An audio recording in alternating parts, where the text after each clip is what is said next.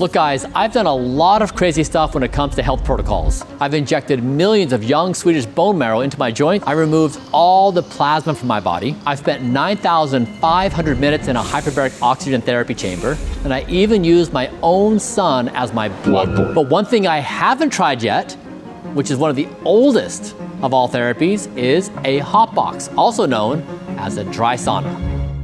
Sauna has become insanely popular over the past couple years. What about the sauna, bro? The more often you do sauna, the better. Sauna is almost every day. Regular sauna use reduced all-cause mortality. So why haven't I been doing this?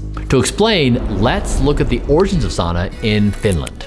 There are 5.5 million Finnish, but 3 million saunas. That's almost as many saunas as cars. Who are these people? 90% of these Finns do sauna at least one time per week. And because of this, it makes sense that nobody's done more experimentational work on saunas than the Finnish. Specifically, heat exposure for health. Multiple long-term studies linked 4 or more sessions of dry Finnish sauna per week with a 40% reduced risk of all-cause mortality. In other words, they were about 40% less likely to die from anything during the study compared to people who didn't do sauna. That number is gigantic, and to give you context on how big it is, a 40% reduction in all-cause mortality exceeds data around exercise and a Mediterranean diet. It's only matched by either losing weight when you're obese or by quitting smoking. Now this sounds great, but here's the caveat. Most of these studies were done on the Finnish in Finland. Finland has a relatively small gene pool, so does everyone else respond the same? Finns live in a very cold climate and often cold plunge after sauna. Jumping into ice holes is basically a national sport. So does sauna still work without cold exposure? And even more importantly, sauna triggers some of the same effects as exercise: faster circulation, sweating, higher heart rate. So would sauna add anything on top of my daily workouts?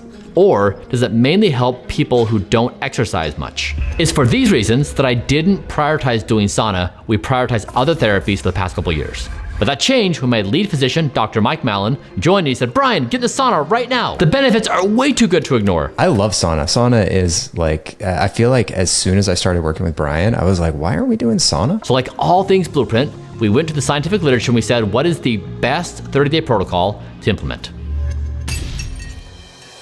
I'd do dry Finnish sauna and get one installed at my house. Each session would last 20 minutes at 200 degrees Fahrenheit, 83 degrees Celsius, and I'd go all in at 7 days a week. This matches the study data that saw all-cause mortality drop by an extra 16% for people who did 4 to 7 sessions per week instead of 2 to 3. I'm gonna finish strong, and then we're gonna head off to the sauna.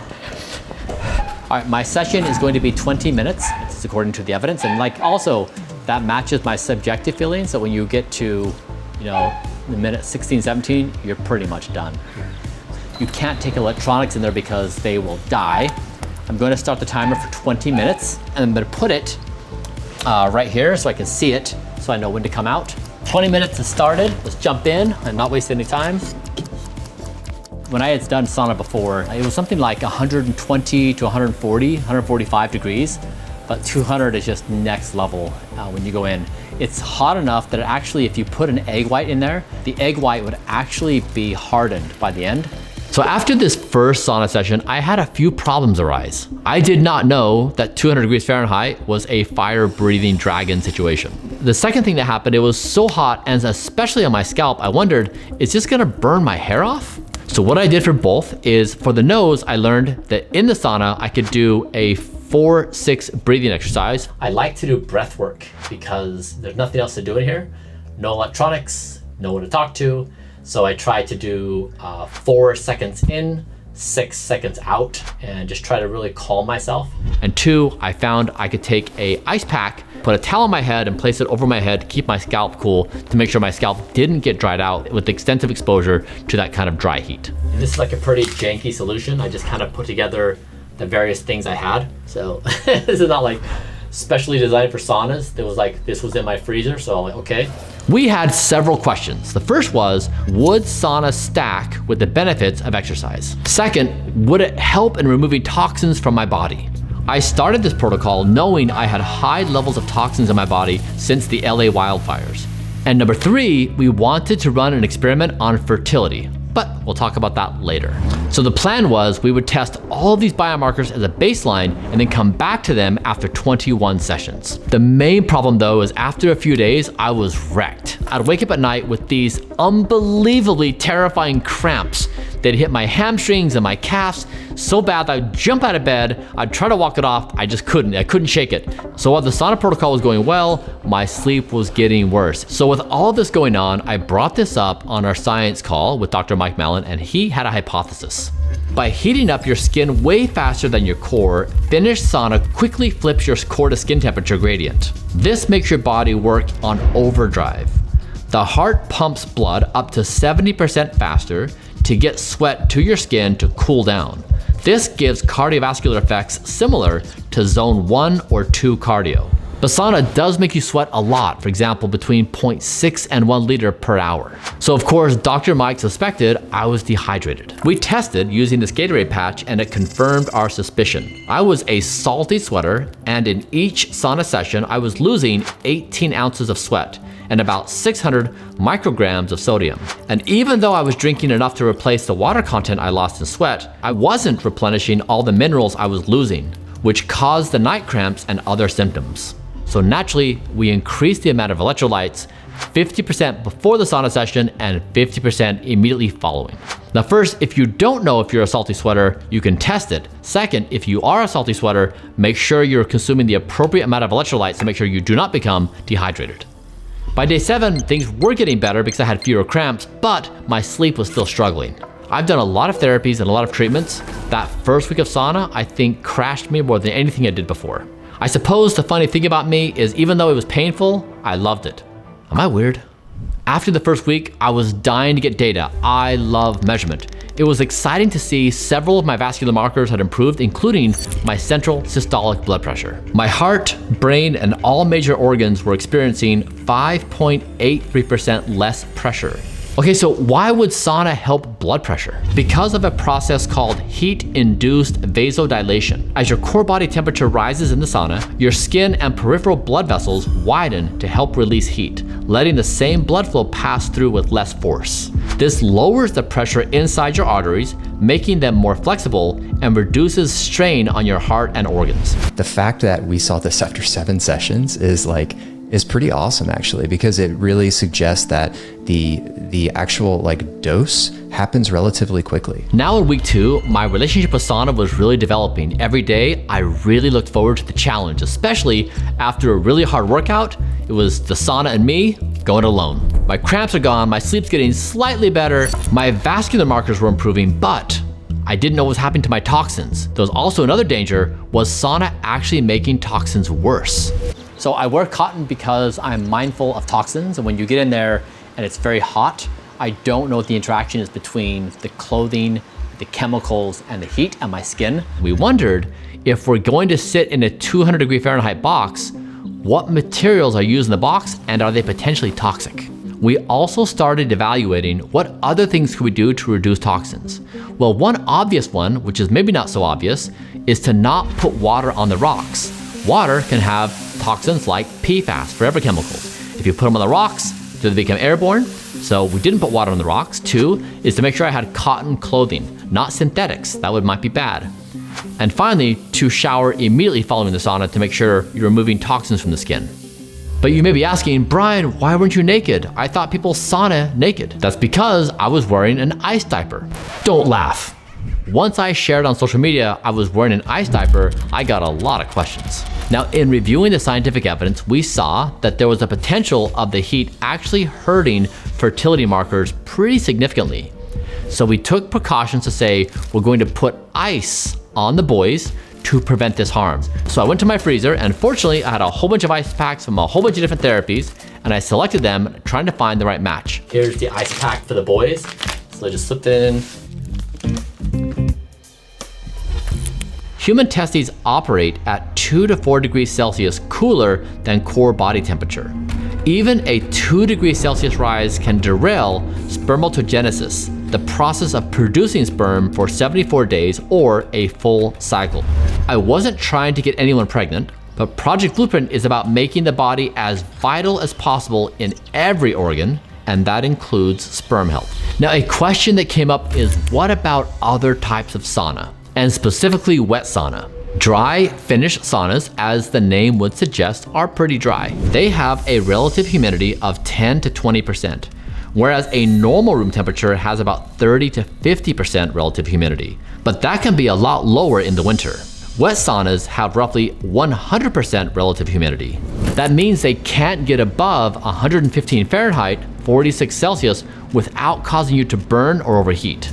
And as we know, most of the evidence for sauna's health benefits, especially long-term cardiovascular studies, focuses on Finnish sauna, where the combination of high heat and low humidity places the body under significant thermal and cardiovascular stress. The other popular sauna option is infrared saunas. Because they heat up faster and generate less steam and condensation, they're way lower maintenance than dry or wet sauna, which makes them very popular with spas and wellness centers. But the problem is they can't get you much above 150 degrees Fahrenheit, which doesn't match the existing studies on sauna benefits. That's why I use a dry sauna. There's no real studies like that on an infrared. So we stuck with dry sauna. By week 3, I'm feeling really good.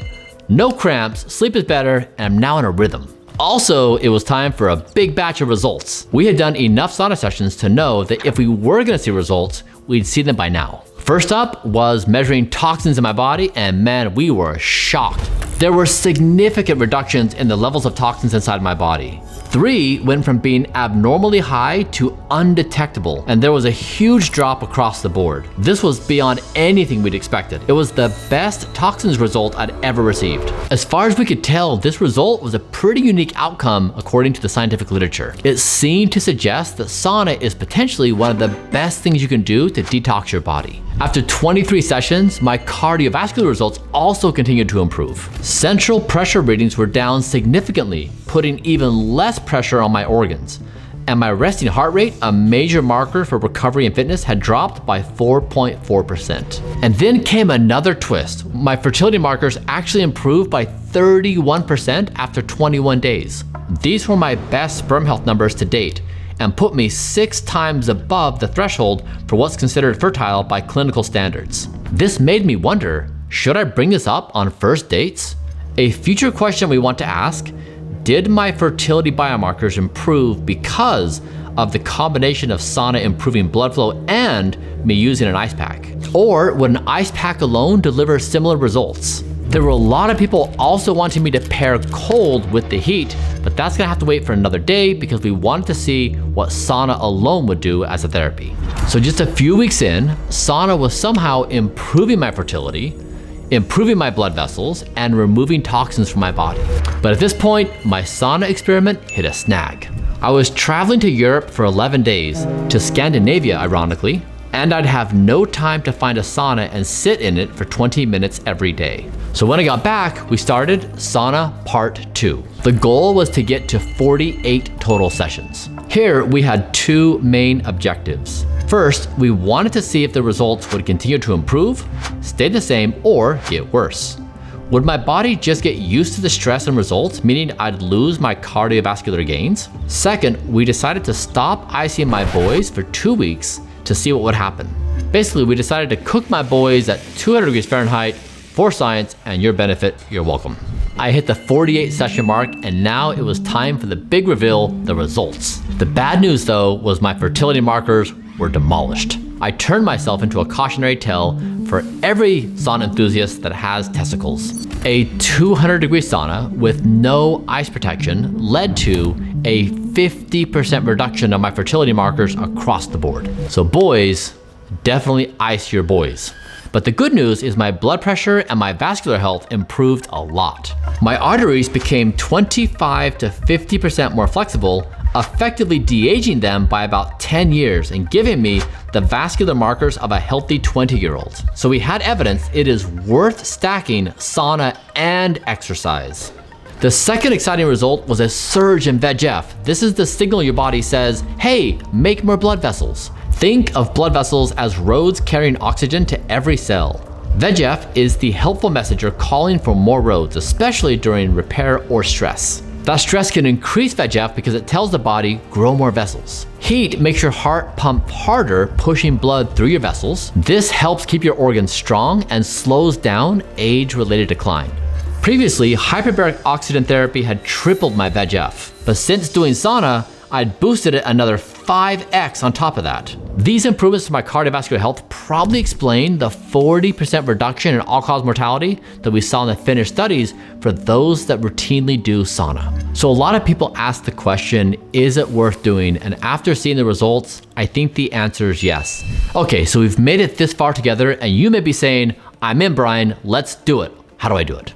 For frequency, you want to target 3 to 5 sessions per week. The benefits seem to scale. For duration, target 15 to 20 minutes per session. For temperature, target 175 to 200 degrees Fahrenheit, which is 80 to 93 Celsius. Now for the type of sauna, I would do dry over wet or infrared. You could also do it after exercise for stronger effects. Now for safety, you want to gradually build up to higher temperatures. If you want, you can even breathe through a damp cloth for airway protection. Stay hydrated with sufficient electrolytes, and then be sure to cool the boys with non-toxic, BPA-free ice packs. To avoid toxins, wear cotton, bamboo, or go naked. You want to try and avoid synthetic towels, synthetic blends, and heavily treated fabrics. Don't put water on the rocks to avoid these toxins potentially getting in the air. Then immediately following sauna, be sure to shower to wash off the toxins. Now, in terms of the sauna you choose, just be sure they choose materials that are non-toxic.